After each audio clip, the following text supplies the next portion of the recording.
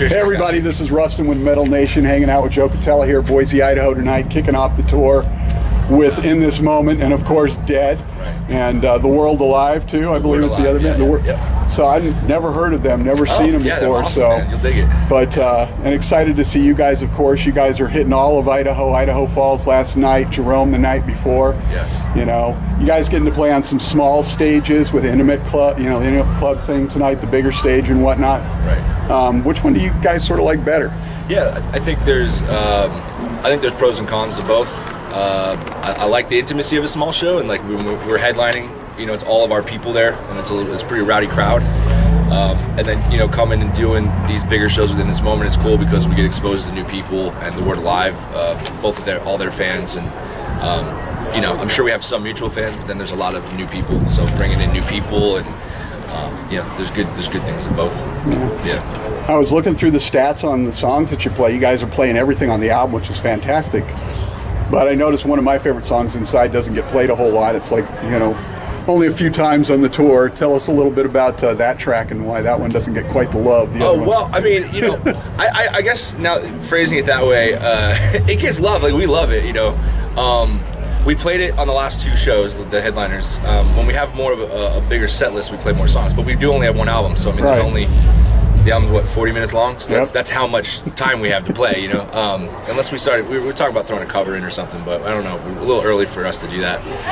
But we have played that, and we do play it sometimes. Like, we played Beautiful, you know, we get questions about that, but we played that when we're on the Pop Evil run. We try to mix it up a little bit, play different songs and throw in sneaky stuff here and there.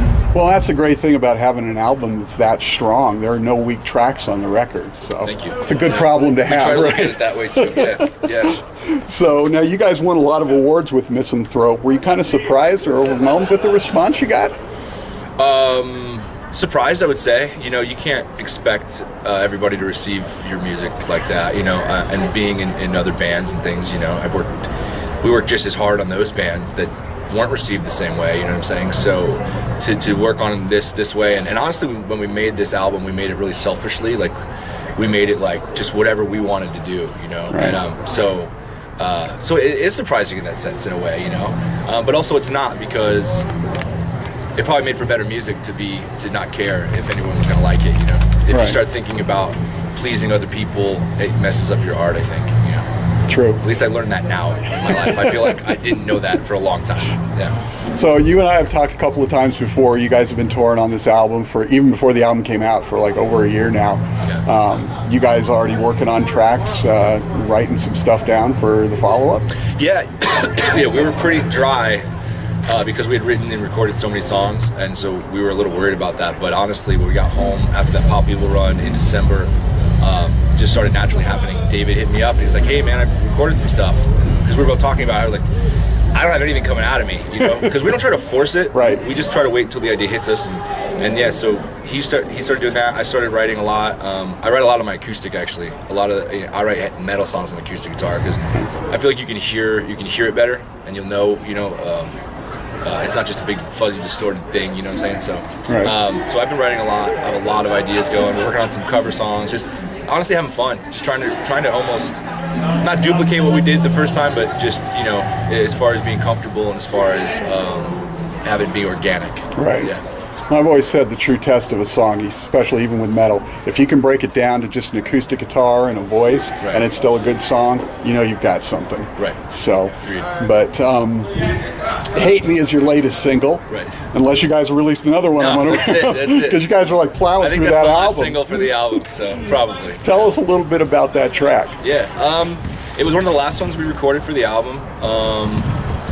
It's just kind of a self-empowering song, you know, about wanting to do what you want in life, and especially being a musician, and I know artists and people that try to travel the less traveled road, you get a lot of resistance from other people that are honestly afraid to do it themselves. Really, I don't know why anybody else would tell you to not live your life the way you want to, you know. So it's really just about, it's not about, hey, I'm a drunken jerk and, you know, fucking hate me, man, whatever. It's not about being arrogant. It's about you know, I'm gonna do things the way I want to do in a positive way for myself, and I'm gonna grind my ass off, and you can hate my hustle, that kind of thing. So you guys always have sort of like an angry edge to your music, but there's always a lot of hopefulness in your message.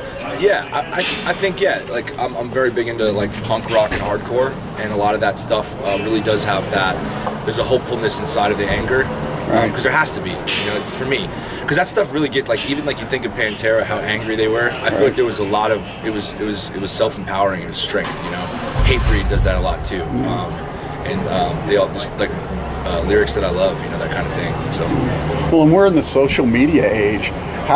What are your thoughts on all the divisiveness and the hatefulness that's all over Facebook and all of the other social media? I think a lot of it is people being cowards because they're not face to face with somebody.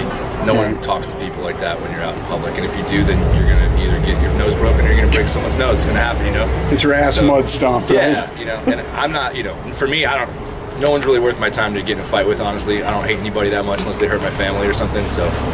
But yeah, it's all good. I think it's a bunch of silly shit. People are bored. They have too much time on their hands. They got nothing to do. Everyone's opinionated. Everybody thinks they know better for other people than what other people know for themselves. And it's just everybody needs to focus on themselves and fix themselves is what I think. Absolutely. All right, so for fun, before we get out of here, if you could star on any television show, just for fun, what show would it be? It would have to be a modern one, right? Or could it be anything? Any show you want. Man, that's hard, because my first thought would be like Baywatch. My first thought in my head was Friends. It would be really fun to be just maybe the seventh friend. Is there 6 of them? If I was just the seventh friend, there's only Joey, but I could have a different name.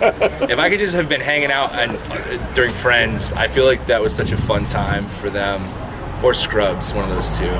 Yeah. I want to see you guys be on a show as a band, something like Top Chef or something like that. That would be awesome. You guys foodies or anything like that? I mean, we do eat food, but no, I wouldn't consider us foodies. But yeah. Nice, and of course, you guys always have a bit of a horror element to some of the stuff you do too. It's even in favorite horror film of all time. Jaws. Yeah, that's just my favorite movie. Flat. Yeah. Perfect. Yeah. Joe Cotela, Dead, here in Boise tonight. Out Within This Moment.